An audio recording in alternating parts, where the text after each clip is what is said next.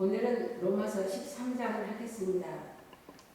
로마서 13장 1절부터 14절에 대한 본문을 통해서 권세에 대한 의무라는 제목으로 말씀을 드리겠습니다.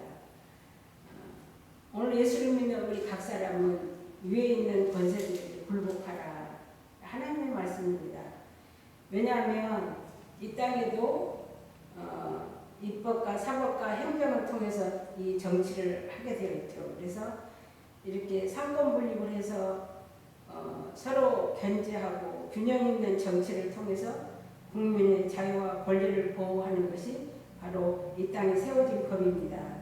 그래서 이 법에 의해서 권세가 있는데요. 이 권세는 하나님께로 나지 않음이 없나니 모든 권세는 다 하나님이 정하신 바라. 대한민국에 있는 모든 국법 위에 하나님이 계신다는 것입니다. 그러므로 권세를 거스르는 자는 하나님의 명을 거스르니 거스르는 자들은 심판을 자처하리라. 이 땅에 있는 법을 잘 지켜야지 법을 어겼을 때는 그 법에 의해서 심판을 받는다는 것은 우리도 다 알고 있는 바입니다. 관원들은 선한 일에 대하여 두려움이 되지 않고 악한 일에 대하여 되나니 내가 권세를 두려워하지 아니하려느냐? 선을 행하라. 그리하면 그에게 칭찬을 받으리라. 그러니까 권세자들은 이 땅에 있는 그 법을 잘 지키는 사람들에게는 결코 두려움이 될 수 없습니다. 그렇지만 우리가 세상의 법을 어기면 어긴 것에 대해서 경찰이나 또 검찰에 의해서 죄에 대해서 우리가 보응을 받게 되어 있습니다. 4절입니다. 그는 그러니까 세상의 권세를 말하죠. 하나님의 사자가 되어 내게 선을 이루는 자니라. 그러니까 세상의 권세를 맡은 사람들은 하나님의 심부름꾼이라는 이야기입니다. 그러나 내가 악을 행하든 두려워하라. 우리가 교통법규를 잘 지키면 그 모든 법이 나를 보호해주고 지키는 법이 되지만 내가 교통법규를 어겼을 때는 신호위반을 했을 때는 거기에 대한 벌금이 나오고 또 속도를 지키지 않아도 벌금이 나오고 특히 차가 가는 데 가서 들이받으면 거기에 대해서 보상을 해줘야 되고 이런 게 다 법으로 되어 있습니다. 그래서 우리가 잘못을 했으면 두려워할 수밖에 없죠. 그가 공연히 칼을 가지지 아니하였으니 곧 하나님의 사자가 되어 악을 행하는 자에게 진노하심을 위하여 보응하는 자리라. 그러니까 세상에 있는 법도 잘 지키면 우리에게 복이 되고요. 안 지키면 그것이 우리에게 이제 보호하는 도구가 되는 것입니다. 그러므로 굴복하지 않을 수 없으니 노를 인하여만 할 것이 아니요. 우리가 법을 안 지키면 무슨 이렇게 보응을 받는다라는 두려움으로 할 것이 아니라 또한 양심을 인하여 할 것이니라. 우리가 교통법규라든지 여러 가지 이 사회적인 법을 법 때문에 지키는 것이 아니라 내 양심이 알고 있거든요. 그래서 길거리에 침을 뱉으면 그것이 그 권세자들한테 걸리면 벌금을 내야 되거든요. 그렇지만 내 양심이 침을 뱉으면 나도 더럽고 남들이 볼 때도 더러우니까 침을 뱉으면 안 된다 하는 내 양심이 있기 때문에 이 양심을 따라서도 하지 말라는 거예요. 너희가 또 6절에 너희가 공세를 바치는 것도 이를 인함이라. 그러니까 우리가 세금 낸동하고 그 권세자들한테 공급도 주고 어떤 시설물도 설치하고 다 그렇게 하고 있습니다. 그래서 저희가 하나님의 일꾼이 되어 바로 이 일에 항상 힘쓰고 있다. 그러니까 이 권세자들은 하나님의 심부름꾼으로서 오늘 우리를 돕는 자고 보호해주는 자고 우리가 잘못했을 때는 보호하는 자로 하나님이 세워놓은 기관이기 때문에 그 권세에 굴복하는 것이 오늘 우리가 살아가는 일에 평안하다. 7절입니다. 모든 자에게 줄 것을 주되 공세를 받을 자에게 공세를 바치고 국세 받을 자에게 국세를 바치고 두려워할 자를 두려워하며 존경할 자를 존경하라. 이건 이제 분별력 있는 삶을 살아야 되는데 5절부터 7절까지는 그리스도인들이 세상에서 사는 삶에 대해서 어떻게 존중하고 살아야 될 것에 대해서 말씀을 하고 있습니다. 그 다음 이제 8절부터는 이웃에 대한 의무입니다. 오늘 우리가 우리가 그리스도인으로서 이웃에 대해서는 어떻게 할 것인가? 우리 예수 믿는 사람들은 이웃에 대해서 분명한 뜻을 가지고 하나님의 뜻을 가지고 우리 이웃들이 어떻게 할 것에 대해서도 말씀하고 있습니다. 피차 사랑의 빛 외에는 아무에게도 아무 빛도 지지 말라. 남을 사랑하는 자는 율법을 다 이루었느니라. 그렇죠. 사랑의 빛 외에는 아무 빛도 지지 마라. 우리가 이웃에게 자꾸 돈을 준다든지 좀 폐를 끼친다든지 부담을 준다든지 그리스도인들은 이렇게 하지 말라는 거예요. 사랑을 해서 사랑의 빛을 지면 저 사람도 나한테 그 사랑을 갚으려고 할 거 아니에요. 그래서 서로 사랑하라 그렇게 되어 있거든요. 남을 사랑하는 자는 율법을 다 이루었느니라. 어떻게 이루었을까요? 간음하지 말라, 살인하지 말라, 도적질하지 말라, 탐내지 말라 한 것과 같이 그 외에 다른 계명이 있을지라도 내 이웃을 내 자신과 같이 사랑하라 하신 그 말씀 가운데 다 들었느니라. 그러니까 하나님을 사랑하면 사랑이라는 것은 하나님이 우리에게 생명을 주신 사랑이거든요. 그러면 그 생명을 받았으면 나도 이웃에게 이 사랑을 나눠주는 것이 하나님의 사랑이거든요. 근데 내가 사랑을 한다고 하면서 간음을 할 수가 있겠습니까? 도적질을 할 수가 있겠습니까? 아니면 또 살인이나 남의 것을 탐낼 수가 있겠습니까? 하나님의 사랑이 내 안에 들어오면 나도 하나님의 사랑을 다른 사람한테 주는 이 사랑이 바로 우리에게 주신 그 생명을 나눠주는 일이거든요. 그래서 10절에 보니까 사랑은 이웃에게 악을 행치 아니하나니 그러므로 사랑은 율법의 완성이니라. 하나님의 사랑은 로마서 8장에 보면 결코 정죄함이 없다. 우리가 죄를 지면 죄의 종이 되지만 하나님께서 우리의 죄의 문제를 여기에 보니까 사랑은 율법의 완성이다.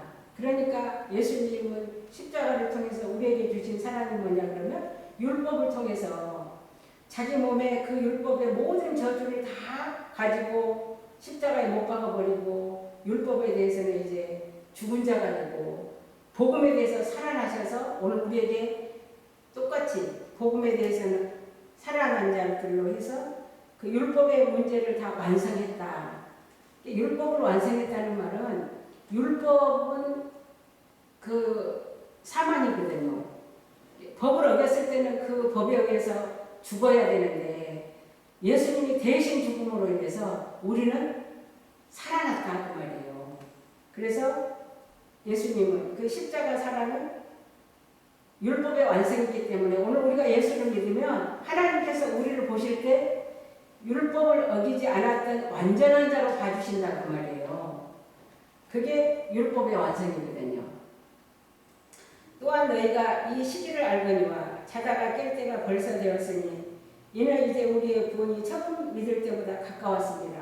그렇죠? 우리가 예수를 믿은 지 10년이 된 사람도 있고 한 1년 된 사람도 있고 30년, 50년 된 사람도 있죠. 그래서 우리가 자다가 깰 때가 벌써 되었으니 이제 우리가 구원을 처음 믿을 때보다 더 하나님께로 가까워졌습니다. 밤이 깊고 낮이 가까웠으니 그러므로 우리가 어둠의 일을 벗고 빛의 갑옷을 입자. 옛사람을 벗고 새사람을 입자는 말씀하고도 같은 말씀입니다.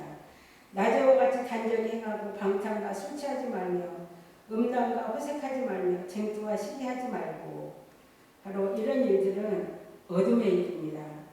그래서 14절에 오직 주 예수 그리스도의 옷을 입고 정욕을 위하여 육신의 일을 도모하지 말라. 오늘 여기 보면 우리가 예수를 믿는다고 하지만 예수의 옷을 입지 않고 정욕을 위해서 육신의 일을 정욕을 위해서 우리에게 있는 육신의 일을 도모할 수 있는 일들이 성경에 보면 분명히 있습니다. 제가 한번 찾아볼게요. 창세기 49장입니다. 창세기 49장은 이제 야곱이 죽기 전에 12아들을 불러놓고 그 아들들에게 후일에 당할 일을 예언하는 거죠. 여기 보면 너희는 모여 들으라. 야곱의 아들들아 너희 아들 이스라엘에게 들을지어다. 야곱은 12아들을 낳습니다. 근데 하나님께서 야곱을 통해서 약복강가에서 실험을 하는 날이 있었죠. 그래서 그 실험을 통해서 천사가 야곱에게 져줬습니다. 그래서 이제 네 이름이 무엇이냐? 야곱이니이다. 그랬더니 그 천사가 이제부터는 네 이름을 야곱이라고 하지 말고 이스라엘이라고 하라. 이스라엘은 하나님과 겨루 이겼다. 바로 하나님이 야곱에게 져주신 사건입니다. 그래서 이 이스라엘 민족은 이 가나안 땅에 들어가서 하나님의 백성으로 살아야 될 이스라엘 백성들은 하나님이 전쟁에서 이기게 해야지 이기지 자기들 힘으로는 이길 수가 없는 사람들입니다. 마찬가지로 예수님이 이 땅에 오셔서 새 이스라엘을 세우실 때도 예수님이 십자가에서 대신 죽으심으로 인해서 죄에 대해서 죽고 의에 대해서 우리를 살려주셨으므로 그 예수를 믿음으로 우리가 새 이스라엘 하나님 나라 백성이 되었거든요. 여기에 보면 야곱의 아들들아, 그러니까 야곱이 12아들을 낳았는데 너희 아비 이스라엘에게 들을지어다.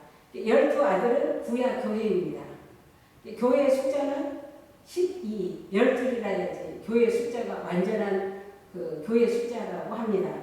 신약에 오면 예수님이 12제자를 삼으셔서 12제자가 사도로 또 하나님의 나라, 사도행전에서 보면 사도들이 하나님의 나라를 세우기 시작하거든요. 그래서 구약에서는 야곱의 12아들, 신약에서는 예수님의 12제자. 그래서 계시록에 가보면 천국에 24장로들이 있어요. 근데 여기서 첫째 아들 루벤아, 너는 내 장자요, 나의 능력이요 나의 기력이 시작이라. 유감이 초등하고 권능이 탁월하도다 마는. 무슨 말에 마는이 들어가면 뒤집는 거죠. 그렇게 권능이 탁월하지만 너는 물이 끓음 같았은즉 너는 탁월치 못하리라. 물이 끓은 것 같다. 어떻게 해서 물이 끓은 것 같으냐 그러면 이 창세기 35장에 보면요, 그 12아들을 낳을 때 맨 마지막 그 아들이 베냐민이거든요. 그래서 이 베냐민을 낳을 때 라헬이 베냐민을 낳다가 죽게 됩니다. 그래서 라헬이 그 아들 이름을 베논이다. 슬픔의 아들이다. 그랬더니 아비가 얼른 그를 베냐민이라고 바꿔요. 베논이는 슬픔의 아들이라면 베냐민은 능력의 아들, 오른손의 아들, 그런 의미가 있거든요. 이게 능력의 아들, 오른손의 아들, 하나님의 아들이라는 거예요. 그러니까 베냐민이 태어남으로 인해서 12아들이 완성됐거든요. 교회가 완성됐다 그 말이에요. 구약교회가. 근데 그게 바로 보면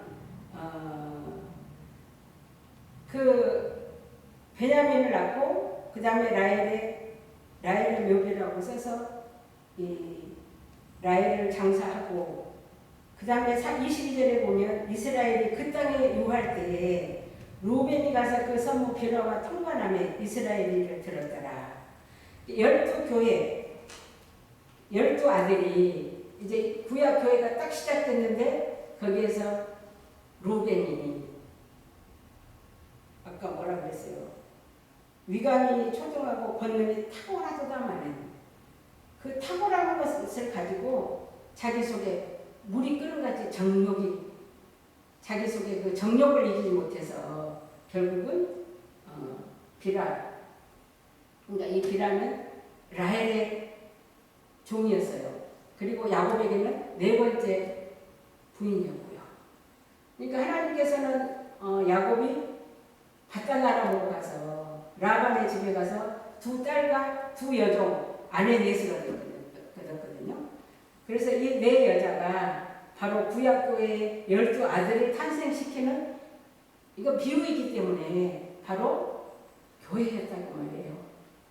신약에 오면 마태, 마가, 누가, 요한복음을 통해서 하나님께서 12제자를 세워서 사도행전에 가면 하나님의 나라, 교회를 시작하는 것하고 같은 짝이고 비유입니다.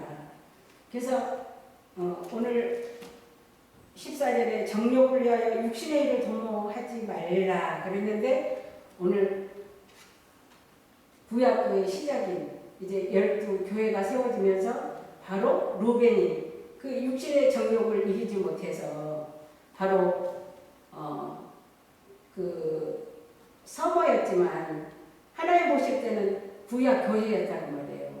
그래서 그 교회를 무너뜨리는 일을 누가 했냐 그러면 루벤이 했습니다.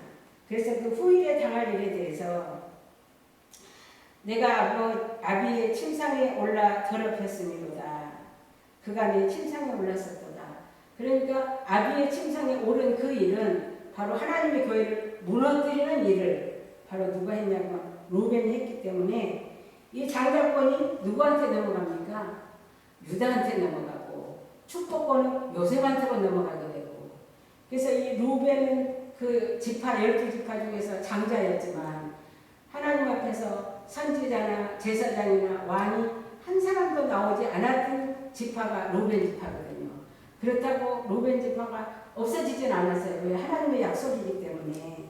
그래서 오늘 여기 13장 14절 오직 주 예수 그리스도로 옷을 입고 복음이라는 것은 내가 죽고 내 안에 그리스도로 살면 우리가 이 그리스도로 살면 우리가 바로 하나님 앞에 거룩한 제사를 드리는 영적 예배 이 영적 예배가 하나님에 대해서 오늘 하나님의 뜻이 무엇인지 분별해야 되고 교회에 대해서는 우리가 예수님의 지체가 되었기 때문에 내가 사는 것이 아니라 내 안에 그리스도로 사는 삶을 사람들한테 보여주는 삶이 바로 하나님 앞에 산 제사로의 삶입니다. 그리고 또 사회에 대한 의무가 있었고 특히 사회에 대한 의무는 너희를 핍박하는 자를 축복하고 저주하지 말라. 그리고 너희가 친히 원수를 갚지 말고 진노하심을 맡기라. 기록되었을 때 원수 갚는 것이 내게 있으니 내가 갚으리라고 주께서 말씀하시니라. 그래서 원수가 줄이거든 먹이고 목마르거든 마시고라. 그리함으로 내가 숯불을 그 머리에 쌓아 놓으리라. 숯불을 머리에 쌓아 놓는 게 뭐냐 그러면 여기에서 말하는 원수가 밖에 있는 게 아니라 집 안에 있다 그러잖아요. 그래서 아버지가 아들과 어머니와 딸이 시어머니와 며느리가 서로 복음을 가졌는지 아니면 율법적인 사람이든지 뭐 생각이 맞지 않기 때문에 원수가 될 수 있지만 오늘 복음을 가진 자들은 여기에 대해서 어떻게 할 것인가 이 생각을 사랑으로 바꾸라는 거예요. 하나님의 사랑은 뭡니까? 우리를 용서해 주시고 우리를 사랑해 주셨는데 끝까지 참아 주셨잖아요. 그래서 우리도 집 안에서 사랑할 수 있는 원수를 사랑할 수 있는 것은 계속해서 섬겨주고 사랑해주면 그리고 인내하고 있으면 하나님이 숯불이 머리에 있으면 언젠가는 이 숯불이 태우지 않겠습니까? 그래서 가족이 다 구원받는 일이 우리의 노력이나 우리의 정력으로 되는 게 아니라 하나님이 하신다. 그래서 악에게 지지 말고 선으로 악을 이기라는 것은 이제 내 힘으로 하는 게 아니라 하나님이 하실 거라는 이 믿음, 그리스도인으로서 이 믿음을 가지고 하나님이 나를 통해서 일할 수 있도록 나는 그리스도와 함께 죽고 내 안에 그리스도가 사신다는 이 믿음을 갖고 있는 것이 바로 하나님 앞에 드리는 산재물이다. 그리고 오늘 말씀드린 로마서 13장에서는 권세에 대한 의무도 하나님이 권세자를 세웠기 때문에 이 권세자들에게 굴복하는 이 일로 인해서 산이 있고 진노가 있는데 그 권세자들에게 굴복하는 사람은 상을 받을 것이다. 그래서 이것을 분별력 있게 살아라 하고 이제 이웃에 대한 의무에 대해서는 결론적으로 우리는 예수 그리스도로 옷을 입고 정욕을 위하여 육신의 일을 도모하지 말라. 육신의 일을 도모하는 것은 루벤처럼 내가 갖고 있는 힘을 가지고 그리스도의 옷을 입는 것이 아니라 교회를 하나님의 일을 내 힘으로 하겠다고 하는 이 정욕을 도모하지 말라. 오늘 이제 로마서 13장을 통해서 우리에게 주신 하나님의 말씀입니다. 이 말씀을 우리의 마음에 새기고 내 열심으로 하나님의 그 나라 일을 거스르지 않고 오히려 산 제물이 되어서 주님이 나를 도구로 쓰실 수 있는 산 제물이 되는 여러분과 제가 되기를 축원합니다. 감사합니다.